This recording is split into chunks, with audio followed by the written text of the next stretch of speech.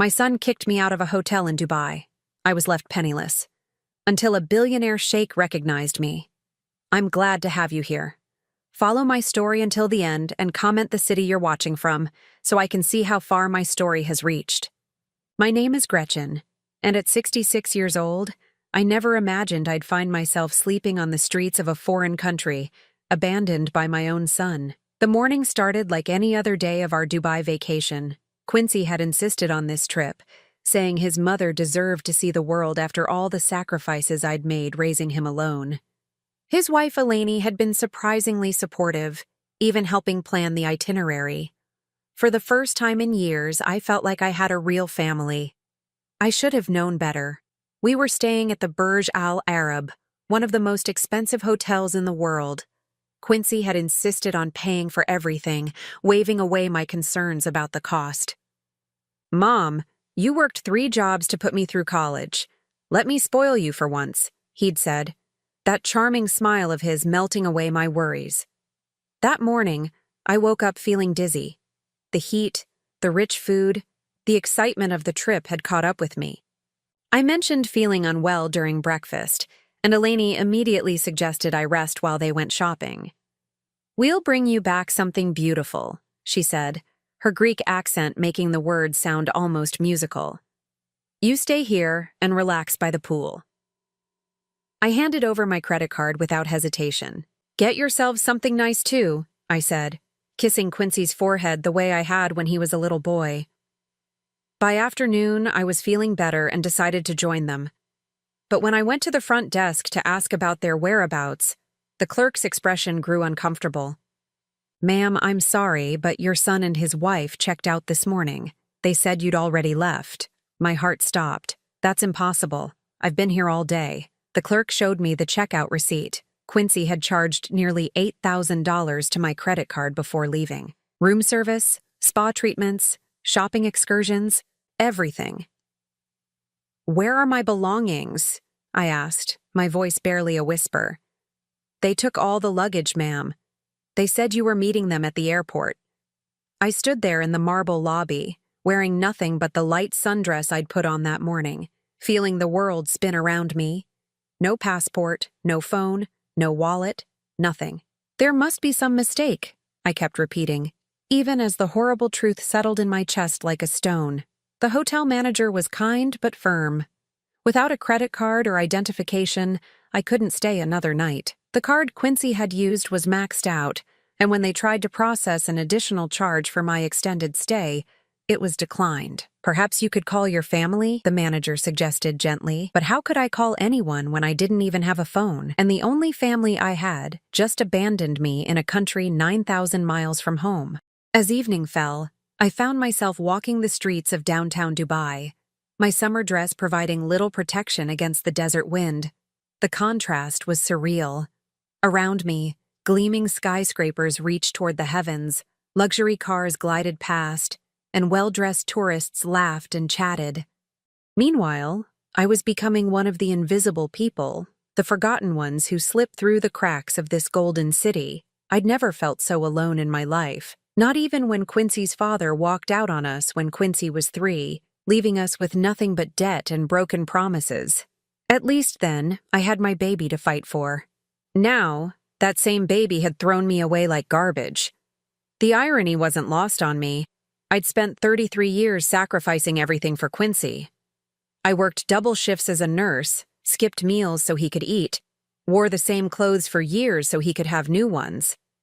I turned down dates, opportunities, even a marriage proposal from a wonderful man named Harold, because I thought Quincy needed me. And this is how he repaid me. As the hours passed, hunger gnawed at my stomach. I hadn't eaten since that morning breakfast, and my legs were growing weak. I found a small bench near a bus stop and sat down, trying to think of what to do next. A few kind strangers offered help when they saw an elderly woman sitting alone, but the language barrier made communication difficult. How do you explain to someone that your own son stole your credit card and abandoned you? How do you admit that level of betrayal without breaking down completely? Night fell over Dubai like a curtain, and with it came a chill that seeped into my bones. The bench was hard and cold, and every time I started to doze, the sound of traffic or the murmur of late-night pedestrians would jolt me awake. I kept thinking about Quincy as a little boy, how he used to crawl into my bed during thunderstorms, whispering, "I love you, Mama," against my shoulder. Where had I gone wrong? How had that sweet child grown into a man capable of such cruelty? By morning, I was exhausted, hungry, and beginning to feel the first sharp edges of despair. My hair was a mess, my dress wrinkled and dirty. I caught my reflection in a shop window and barely recognized the woman staring back at me. That's when I saw him. He was tall and elegantly dressed, with silver hair and kind eyes that seemed to look right through me. Something about his presence made me sit up straighter, though I couldn't understand why. He approached slowly, as if he didn't want to startle me, and when he spoke, his voice carried an accent that was both foreign and somehow familiar. "Excuse me," he said gently, "but are you all right?" I wanted to say yes, to maintain some shred of dignity. Instead, tears started flowing down my cheeks, and I found myself telling this stranger everything.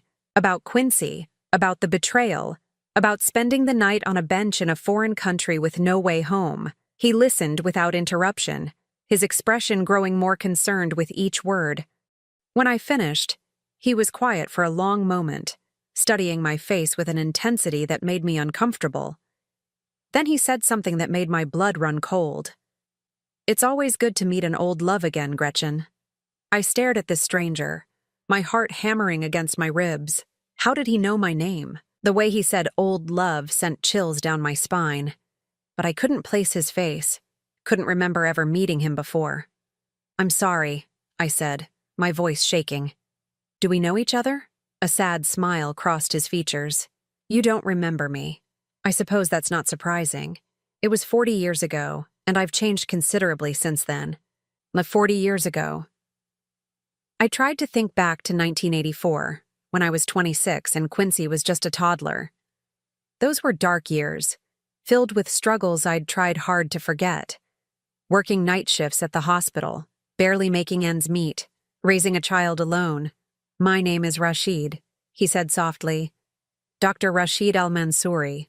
Though when we knew each other, I was just a medical student struggling with English and homesick for the desert. The name hit me like a physical blow.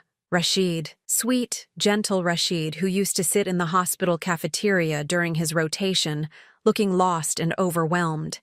We'd started talking one evening when I found him crying over his textbooks, frustrated by the language barrier and missing his family back home. "Oh my God," I whispered, my hand flying to my mouth. "Rashid?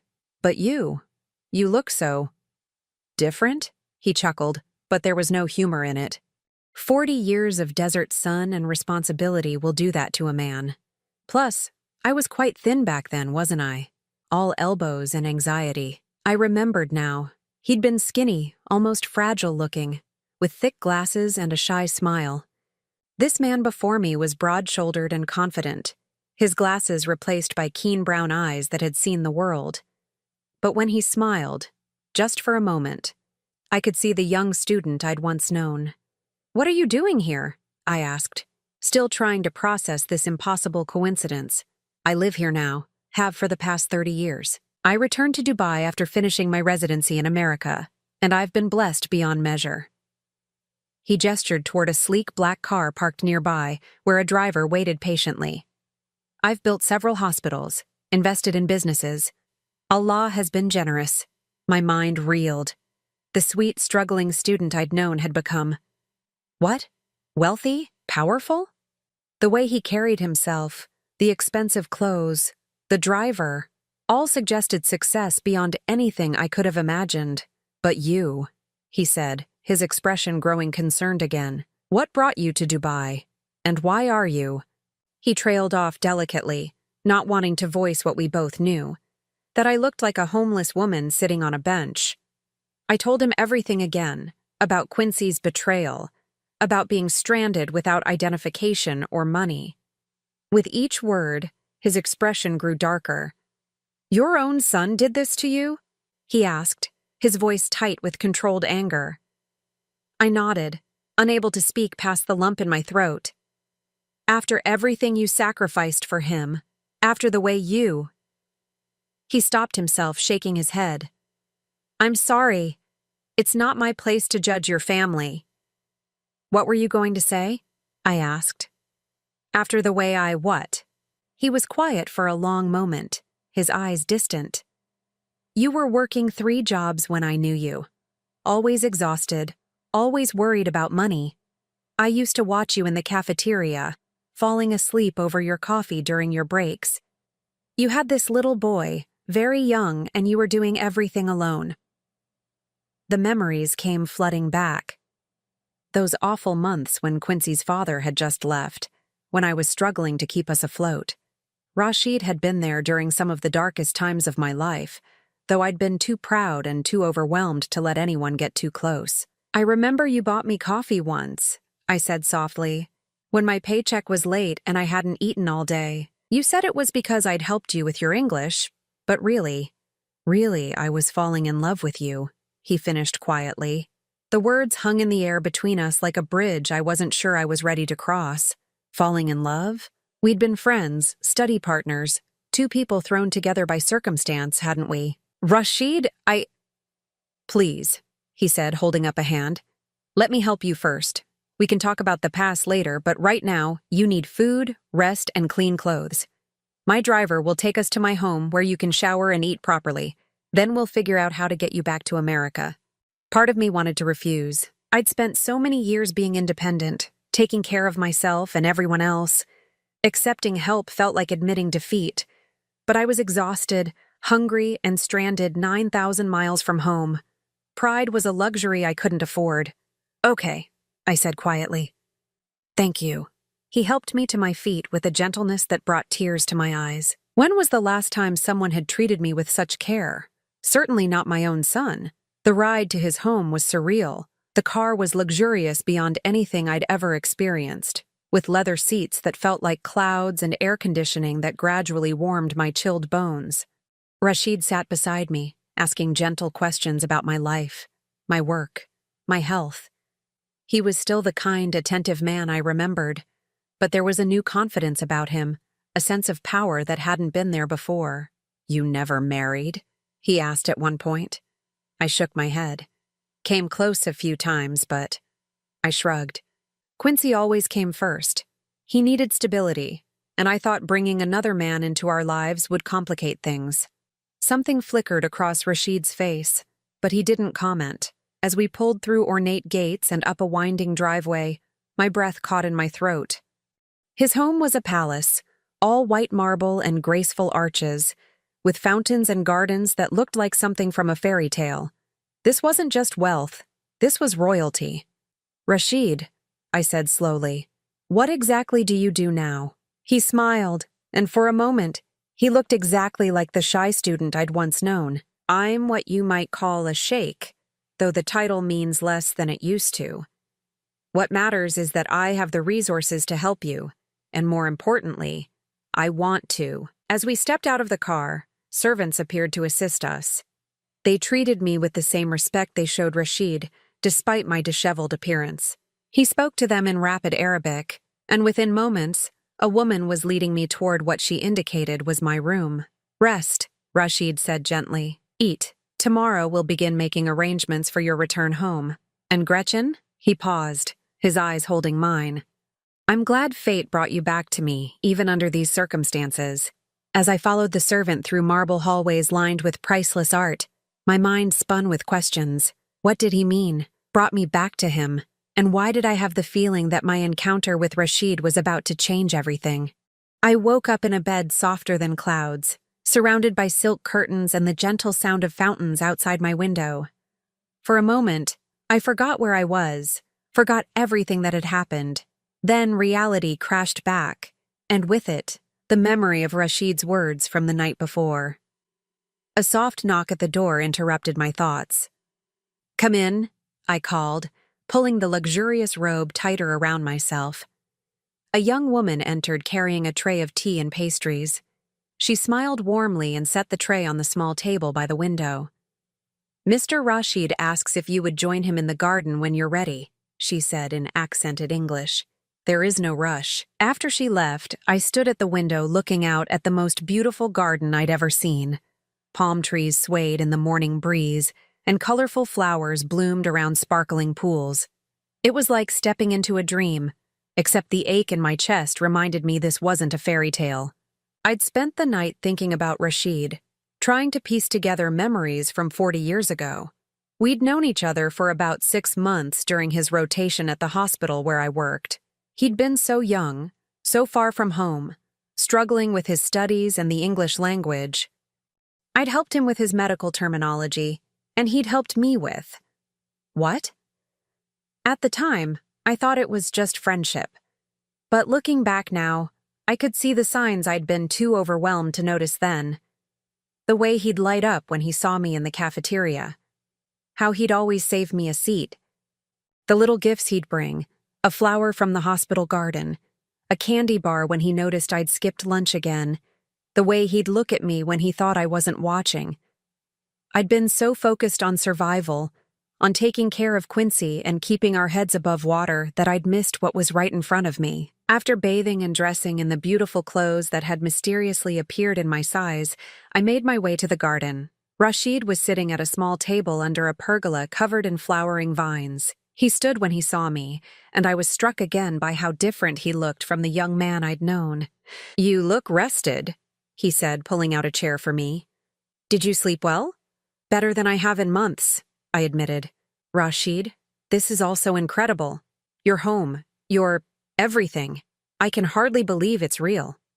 He poured tea from an ornate silver service. "It is real, though I sometimes have trouble believing it myself. When I left Chicago in 1985, I had nothing but my medical degree and a broken heart." My hand froze halfway to my teacup. "A broken heart?" He was quiet for a long moment, staring into his tea as if it held answers to questions I didn't even know to ask. "I was in love with you, Gretchen. Completely, utterly in love. I had been from almost the moment we met." The words hit me like a physical blow. "Rashid, I had no idea." "I know you didn't. You were dealing with so much, and I was just a foreign student with nothing to offer.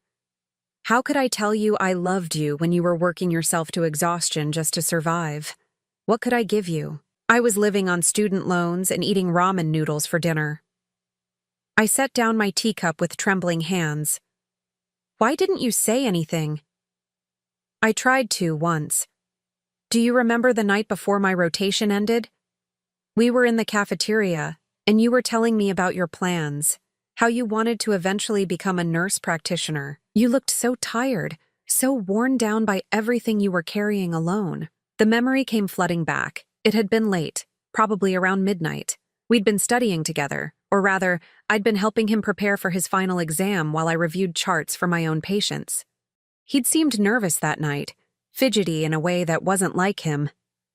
"You started to say something," I said slowly. "But then my pager went off. There was an emergency in pediatrics. A little girl with asthma," he said softly. "You ran off to help, and by the time you came back, I'd lost my nerve. The next morning I was gone. You just disappeared. I went to find you to say goodbye, but they said you'd already left. I always wondered what happened to you." He reached across the table and gently took my hand. His skin was warm, and I could feel calluses that spoke of work despite his obvious wealth. "I couldn't say goodbye to you properly. I knew if I looked into your eyes one more time, I wouldn't have been able to leave. And I had to leave. My family expected me to return home, to fulfill my obligations here." "What obligations?" "My father owned several businesses, including a small hospital. I was his only son, and it was my duty to take over. I came back to Dubai and threw myself into work, trying to forget you, but I never could." I stared at him, trying to process what he was telling me. "You thought about me all these years?" "Every day." His thumb traced gentle circles on the back of my hand. "I built the first hospital in your honor, though no one knew it. I named the pediatric wing after you, Gretchen's Garden, though I told everyone it was named after my grandmother. Every time I walked through those halls, I thought about how you would have loved working there, how your kindness would have touched so many children's lives." Tears spilled down my cheeks. "Rashid, I married once," he continued, his voice growing heavy. A woman my family chose for me. She was beautiful, well-educated, from a good family. I thought I could learn to love her, that it would be enough, but I couldn't give her my whole heart, because you still had it. She knew. After 3 years, she left me for a man who could love her the way she deserved. I'm so sorry. He shook his head. Don't be. She found happiness, and I learned that some hearts can only love one person completely. After that, I focused on my work, on building something meaningful. I expanded the hospital, opened 2 more, invested in medical research. I told myself it was enough. And now? He lifted my hand to his lips and pressed a gentle kiss to my palm. Now I discover that the woman I never stopped loving has been struggling alone all these years, while her own son treats her like garbage. It breaks my heart, Gretchen. You deserved so much more. I pulled my hand free, suddenly overwhelmed. This is too much, Rashid. 40 years have passed. We're different people now. I'm 66 years old. My son hates me. I have nothing to offer you. You have everything to offer me, he said firmly. You're still the woman who worked 3 jobs to support her child. Still the woman who stayed late to help a struggling foreign student with his English. Still the woman who chose sacrifice over selfishness every single day. That's who you are, Gretchen. Not what your son did to you. Before I could respond, his phone buzzed. He glanced at it and frowned. It's my assistant. There's something urgent at the hospital. He looked up at me apologetically. I'm sorry. I need to take this call. We'll continue this conversation when I return? I nodded, needing time to process everything he'd told me. As he walked away, speaking rapidly in Arabic, I sat in the beautiful garden trying to make sense of my emotions. Here was a man who'd loved me for 40 years, who'd built an empire while thinking of me every day. Meanwhile, I'd spent those same 40 years sacrificing everything for a son who'd thrown me away the moment it became convenient. I thought about all the chances I'd missed because I was afraid to put myself first. Harold, the accountant who'd wanted to marry me when Quincy was 12. I'd turned him down because I thought it would confuse my son. David, the teacher who'd asked me out when Quincy was in college. I'd said no because I thought I needed to be available if my son needed me. How many opportunities for love and happiness had I given up for a child who would eventually abandon me on the streets of a foreign country? When Rashid returned 20 minutes later, his expression was troubled. I'm afraid I have some news about your son, he said carefully. My security team has been monitoring the situation, and it appears Quincy and his wife are still in Dubai. They're staying at a hotel downtown, and from what we can gather, they're having some difficulties. What kind of difficulties? The credit card they used was maxed out. They can't afford to stay much longer, and they don't have enough money for flights home. It seems your son's plan wasn't as well thought out as he believed. A cold satisfaction filled my chest. Good. Rashid raised an eyebrow at the hardness in my voice. There's more. They've been trying to contact the American embassy, claiming their mother is missing and they need help finding her. They seem quite desperate. I laughed, but there was no humor in it. Now they want to find me. How convenient. What would you like me to do? Rashid asked quietly. I could have my people let them know you're safe, or what? Or we could let them worry a little longer while we decide what comes next. The choice is yours, Gretchen. For the first time in 40 years, you have all the power. 3 days passed like a dream. Rashid showed me his world, his hospitals, his charitable foundations, the medical schools he'd built. Everywhere we went, people treated him with deep respect, and by extension, they treated me like royalty.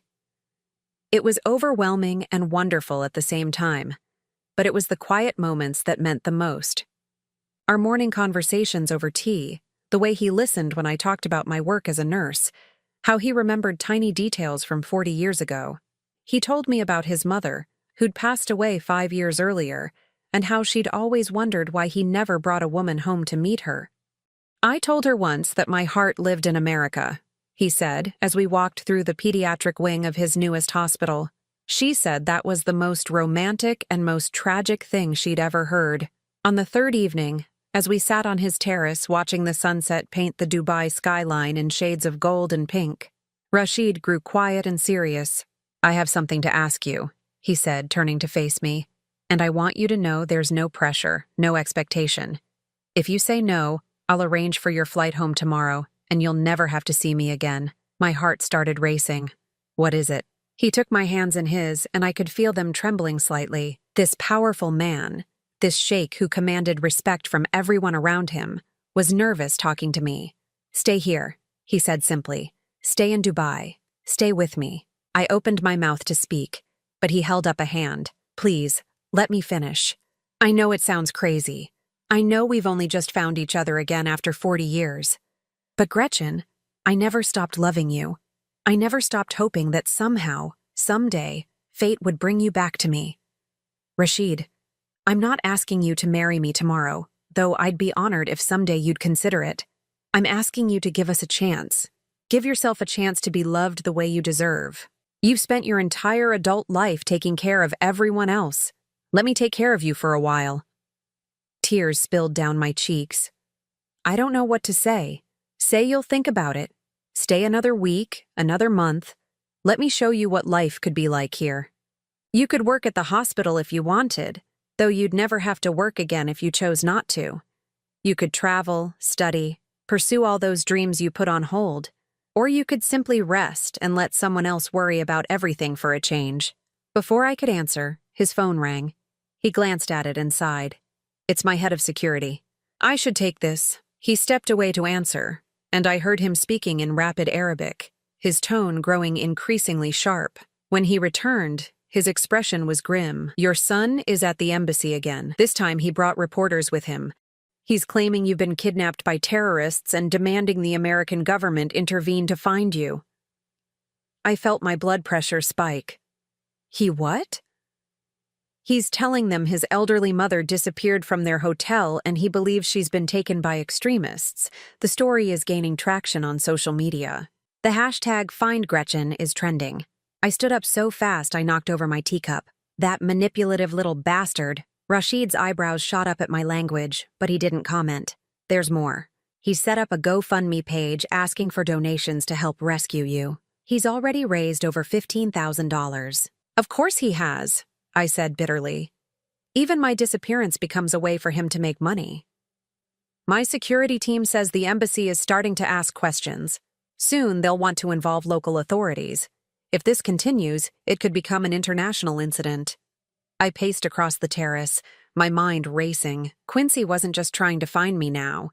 He was building a public narrative that painted him as the devoted son desperately searching for his missing mother. If I surfaced now, would anyone believe the truth? Or would they see an old woman who'd been brainwashed by her captors? "We need to end this before it goes any further," I said finally. "But I want to do it on my terms." "What do you have in mind?" I turned to look at him, this man who'd loved me faithfully for 40 years while I'd wasted my devotion on someone who saw me as nothing more than a resource to be exploited. "First, I want to see him. I want to look Quincy in the eye and tell him exactly what I think of him and his pathetic wife. And then," I paused, meeting Rashid's hopeful gaze, "and then I want to accept your proposal." His face lit up like the sunrise. "You mean it?" "I mean it. I've spent 66 years putting everyone else first. It's time I chose happiness for myself." He pulled me into his arms and kissed me, gentle and sweet, full of 40 years of longing. When we broke apart, I felt like a different woman. Not the exhausted nurse working herself to death, not the abandoned mother sleeping on park benches, but someone worthy of love and respect. "How do you want to handle your son?" Rashid asked. "Set up a meeting, somewhere public where he can't make a scene. And I want your security team there, recording everything. If he tries to spin this later, I want proof of what really happened."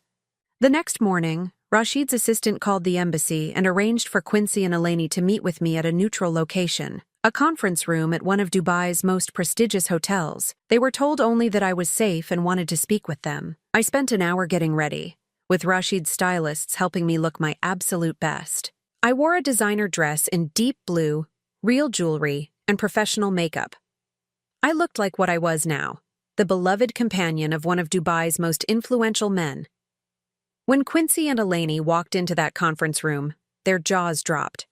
They'd expected to find a broken old woman grateful to be rescued. Instead, they found someone who looked better than she had in years, sitting beside a man who radiated wealth and power. "Mom?" Quincy said uncertainly. "Are you okay? We've been so worried." "Have you?" I asked coolly. "Is that why you stole my credit card and left me stranded?" His face flushed. "That was a misunderstanding. We thought you were meeting us at the airport. When you didn't show up." "Stop lying, Quincy. We both know exactly what happened." Eleni stepped forward, her voice syrupy with fake concern. "Mrs. Patterson, you look different.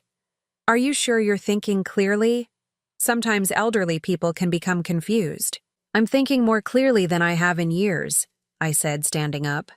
"Clear enough to see you both for what you really are." Quincy's eyes darted to Rashid, clearly trying to assess the situation. "Who is this man? Has he been keeping you here against your will?" Rashid spoke for the first time, his voice calm but carrying an unmistakable authority. "I am Sheikh Rashid al-Mansouri. Your mother is here as my honored guest, and she's free to leave anytime she chooses." I watched Quincy's face change as he processed the title sheikh and took in Rashid's obvious wealth and status. I could practically see the calculations running through his mind. "A sheikh?" Eleni whispered, her fake concern replaced by naked greed. "Mom, this is wonderful. Think of all the opportunities. The only opportunity here," I said firmly, "is for you both to listen very carefully to what I'm about to tell you." I walked around the table until I was standing directly in front of my son, this man I'd sacrificed everything for, who'd repaid me with betrayal. "You stole from me, abandoned me, and then used my disappearance to scam money from strangers on the internet. You are not my son anymore, Quincy. You're nothing to me." His face went white. "Mom, you don't mean that. We can work this out. I know you're upset, but what? You'll pay me back? You'll promise to do better? How many times have I heard those words from you over the years?"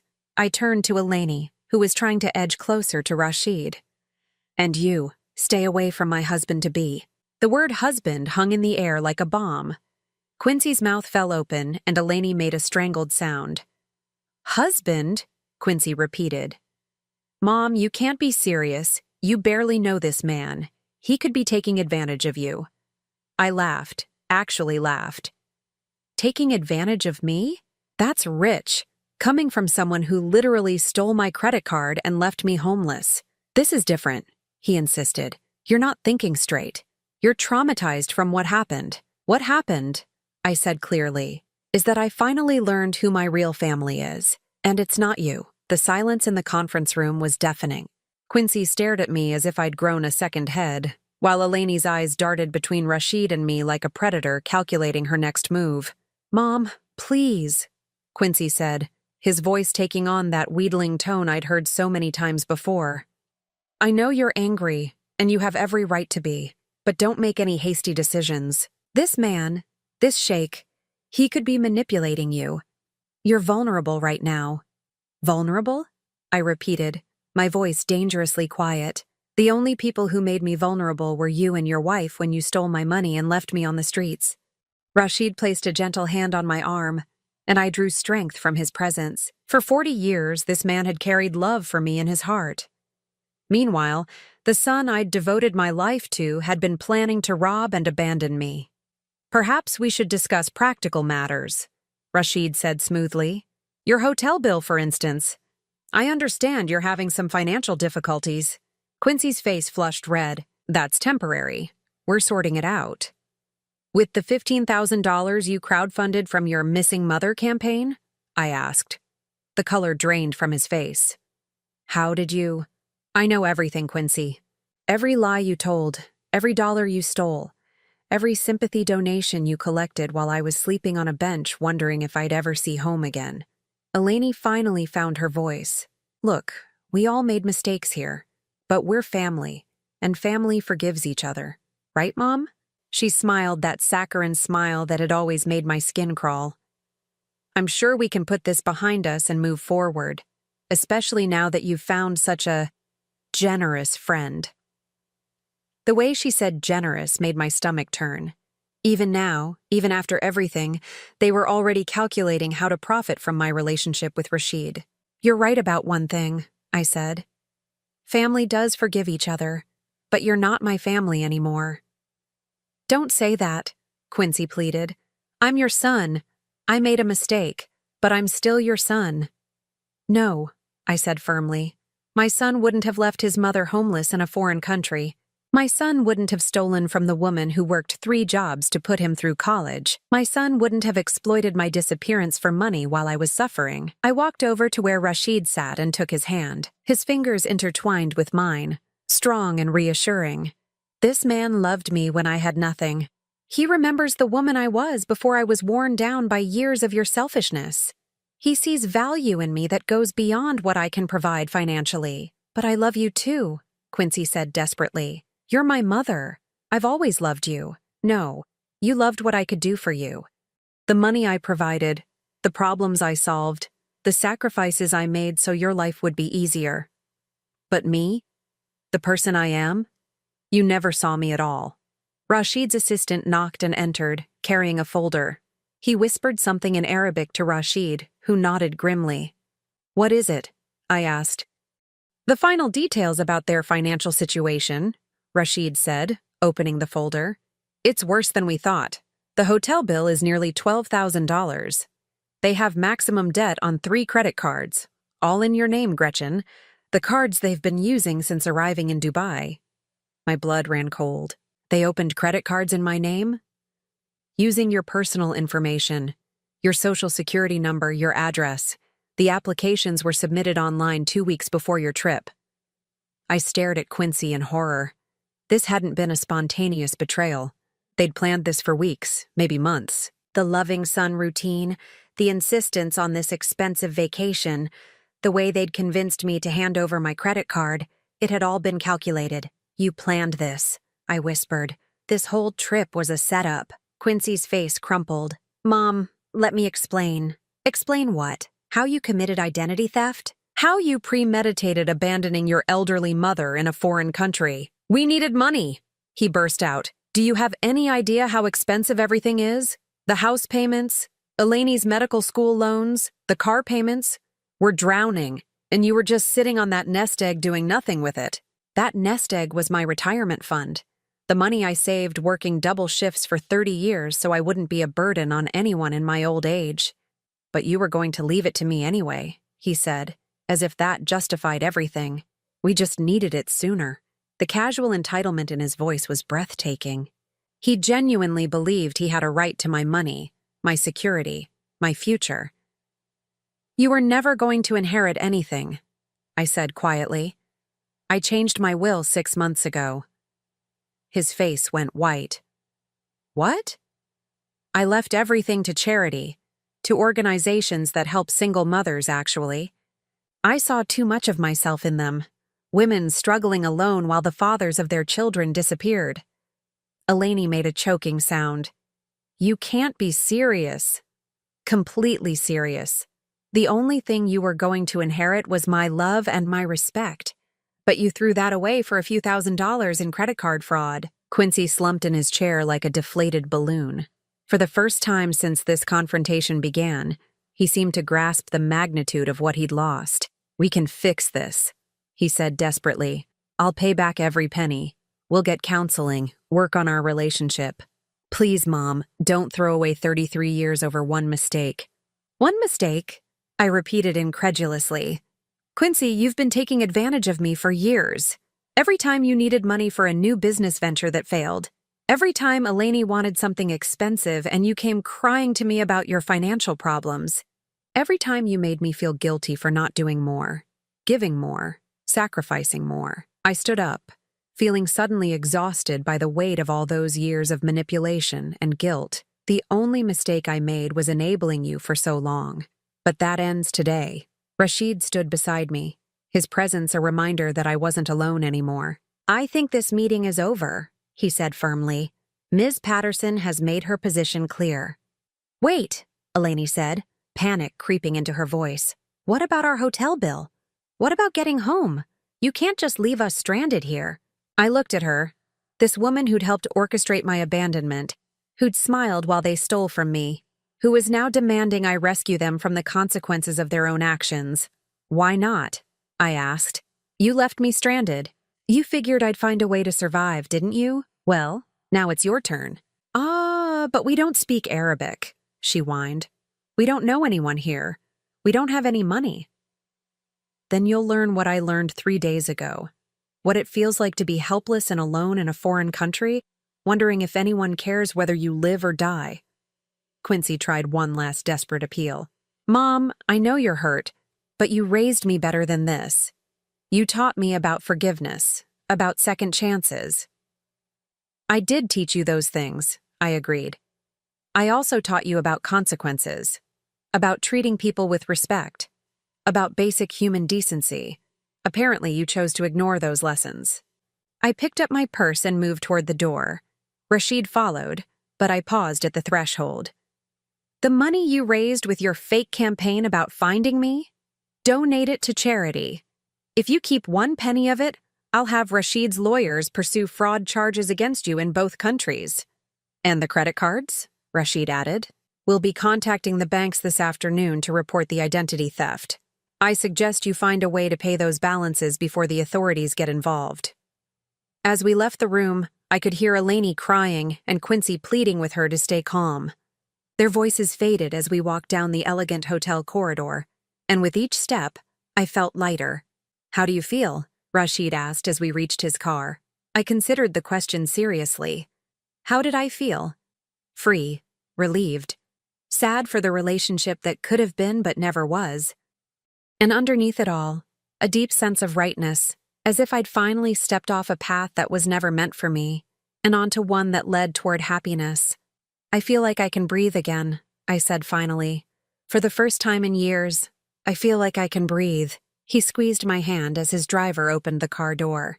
Then we made the right choice. As we drove away from the hotel, I didn't look back. Quincy and Eleni would figure out their problems, or they wouldn't. Either way, it was no longer my responsibility. For the first time in my adult life, my only responsibility was to myself. 6 months later, I stood on the balcony of what was now our home, watching the sun set over the Persian Gulf. The wedding ring on my finger caught the golden light, still new enough to surprise me when I caught sight of it. Mrs. Gretchen Al-Mansouri. Even after all this time, it felt like a beautiful dream. Rashid found me there, as he did most evenings, slipping his arms around me from behind and resting his chin on my shoulder. What are you thinking about? He asked softly. Everything, I said, leaning back against his warmth. 6 months ago, I was sleeping on a bench, convinced my life was over. Now you're exactly where you belong, he finished, where you always belonged. The transformation had been gradual but profound. Rashid had been true to his word about giving me space to adjust, never pushing, always patient. Our courtship had been a revelation. Flowers appeared on my breakfast tray, not because I expected them, but because he remembered I'd once mentioned loving jasmine. Books materialized in my room, carefully chosen based on casual comments I'd made about my interests. He listened to everything I said as if my words were precious gems. The wedding had been small but elegant, held in his private garden with only a few close friends and family members present. I'd worn a dress the color of champagne, and Rashid had cried when he saw me walking toward him. 50 years old when we first met, he'd told me later, and he'd never cried at a wedding until his own. We'd honeymooned in Morocco, staying in a riad in Marrakesh where Rashid showed me the Medina and taught me to bargain for spices and silks. For the first time in my life, I had a partner who wanted to share experiences with me, not someone who expected me to finance and organize everything while they enjoyed the benefits. Any word from... He started to ask, then stopped himself. From Quincy? I finished. You can say his name, Rashid. It doesn't hurt anymore. There had been word, actually. Quite a bit of it, though I hadn't shared all the details with Rashid. Quincy and Eleni had eventually made it back to the United States, though not without consequences. The identity theft charges had followed them home, resulting in legal fees they couldn't afford and credit problems that would follow them for years. The house they'd been struggling to pay for had gone into foreclosure. Eleni had dropped out of medical school when they could no longer afford the tuition. Last I'd heard through mutual acquaintances, they were living in a small apartment and both working retail jobs. Quincy had written me several letters, each one more desperate than the last. The first had been full of righteous anger, accusing me of abandoning my family for money and status. The second had attempted manipulation, describing their hardships and begging me to remember my maternal duties. The third had been different, quieter, acknowledging some of what he'd done wrong while still making excuses. I'd read them all, felt the familiar tug of guilt and responsibility, and then filed them away unanswered. That part of my life was over. I heard from Gladys yesterday, I told Rashid, referring to my former neighbor back home. She said Quincy came by the house asking if I'd left any forwarding information. And? She told him what I asked her to tell him, that I was happy and safe, and that he should focus on his own life instead of mine. Rashid nodded approvingly. He'd never tried to influence my decisions about Quincy, but I knew he struggled with anger toward my son. The protective instincts I'd seen glimpses of during his student days had developed into something fierce over the years. I have something to tell you, I said, turning in his arms to face him. I've made a decision about the clinic. For months, Rashid had been encouraging me to consider working at the new women's health clinic he was building. Not because we needed the money, but because he'd seen how much I missed nursing, missed the sense of purpose that came from helping people. I want to do it, I said, but not as an employee, as a partner. His eyebrows rose. A partner? I want to use my retirement fund to invest in it. Make it a joint venture between us. I have ideas about how to structure the services, ways to reach women who might not otherwise seek care.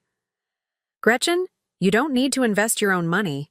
I have more than enough to fund the entire project. I know, but I want to contribute something that's mine. For 40 years, I defined myself by what I could do for other people. Now I want to build something because I choose to, because it matters to me, not because someone else needs me to. He studied my face carefully. Are you sure? Once that money is invested, it's not your safety net anymore. I smiled, thinking of how different this conversation was from any I'd ever had with Quincy. Rashid wanted to make sure I was making the right choice for me, not trying to convince me to give him access to my resources. You're my safety net now, I said simply. You and this life we're building together. The money is just money. I'd rather use it to do something meaningful than let it sit in an account gathering dust. He kissed me then, soft and sweet, tasting of the mint tea we'd shared after dinner. When we broke apart, his eyes were bright with unshed tears. I love you, he said, not just for who you were 40 years ago, but for who you've become.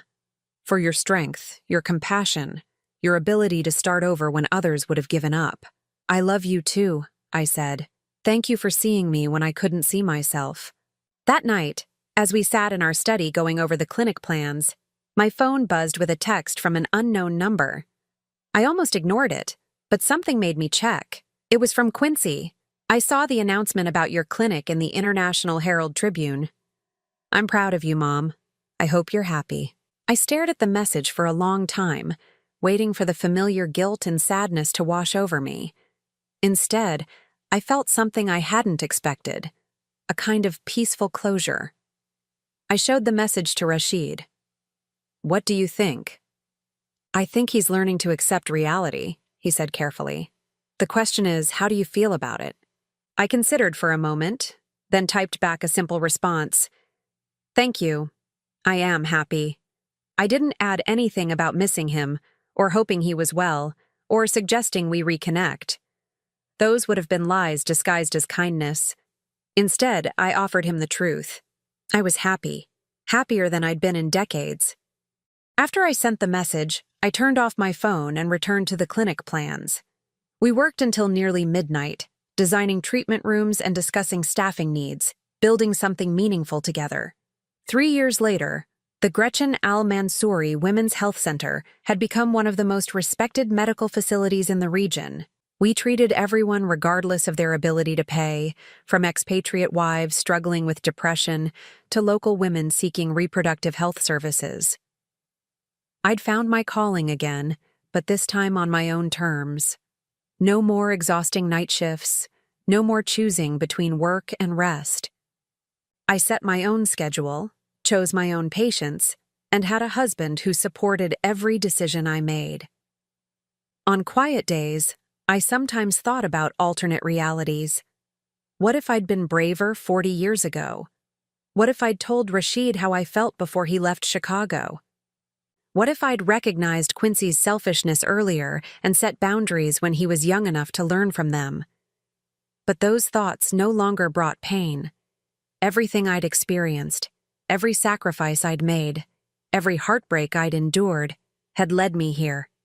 To this life, this love, this sense of completion I'd never imagined possible. Sometimes, the greatest gifts come disguised as the worst betrayals. Quincy's cruelty had set me free to discover what real love looked like. His abandonment had led me back to the one person who'd never stopped believing I was worth cherishing. I was 66 years old when my life truly began. It's never too late to choose happiness over obligation, love over duty, yourself over everyone else's expectations.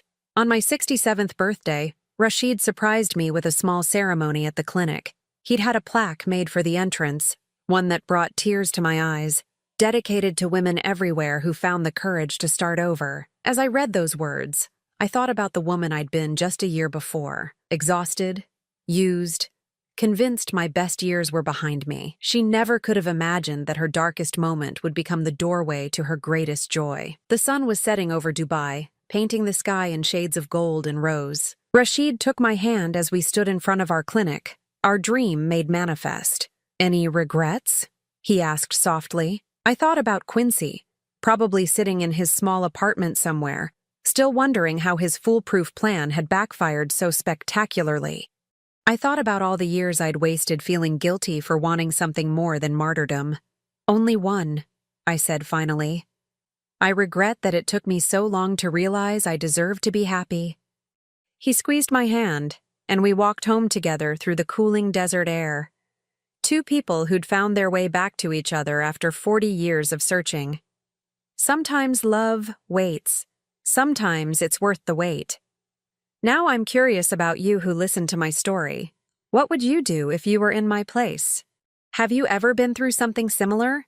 Comment below. And meanwhile, I'm leaving on the final screen 2 other stories that are channel favorites, and they will definitely surprise you. Thank you for watching until here.